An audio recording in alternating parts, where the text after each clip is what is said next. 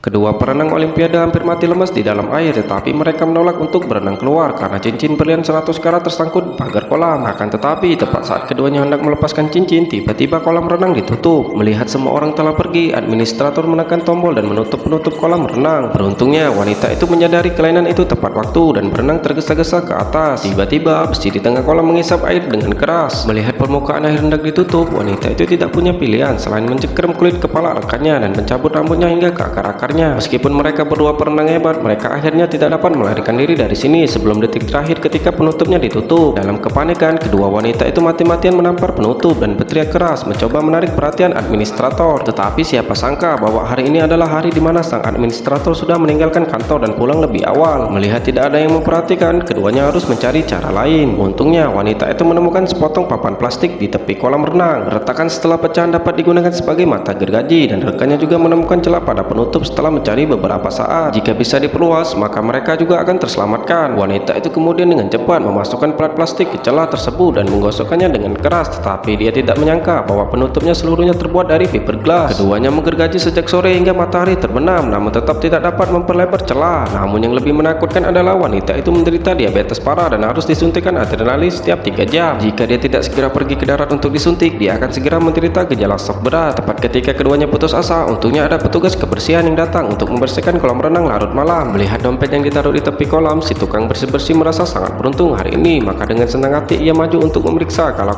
ada barang berharga yang tertinggal di dalamnya. Pada saat itu, saudara perempuan yang ada di dalam air tiba-tiba berteriak minta tolong yang membuatnya ketakutan. Namun petugas itu biasanya hanya bertanggung jawab untuk membersihkan kolam renang dan tidak memiliki kunci untuk memasuki ruang keamanan. Beruntungnya, wanita itu tiba-tiba teringat bahwa ponselnya masih ada di luar. Jadi ia memberitahu petugas itu kata sandi ponselnya dengan harapan petugas dapat membantu menelpon polisi untuk meminta bantuan. Tanpa diduga, ketika petugas itu pergi mengambil ponselnya, dia secara tidak sengaja melihat kartu bank di dalamnya. Sang petugas yang melihat itu seketika menjadi serakah. Lalu petugas itu dengan tenang mendatangi mereka berdua dan bertanya tentang kartu bank kata sandi mereka. Ketika kedua wanita itu mendengar itu, betapa tidak tahu malunya petugas itu, mereka segera menyambutnya. Namun siapa sangka setelah mendengar hal itu, sang petugas bukan saja tidak marah, malah bersikap baik hati dan membantu mereka menyalakan AC. Udara dingin yang tiba-tiba membuat mereka berdua menggigil dalam sekejap. Setelah sekian lama, akhirnya mereka berdua tidak kuat lagi menahan siksaan itu dan bersiap memberitahu kata sandi kepada sang petugas. Tanpa diduga, sang petugas itu baru saja membuku untuk mendekati celah itu. Wanita itu menghalangi pandangannya, perlahan mengambil papan plastik dan bersiap memberi pelajaran pada petugas yang serakah itu.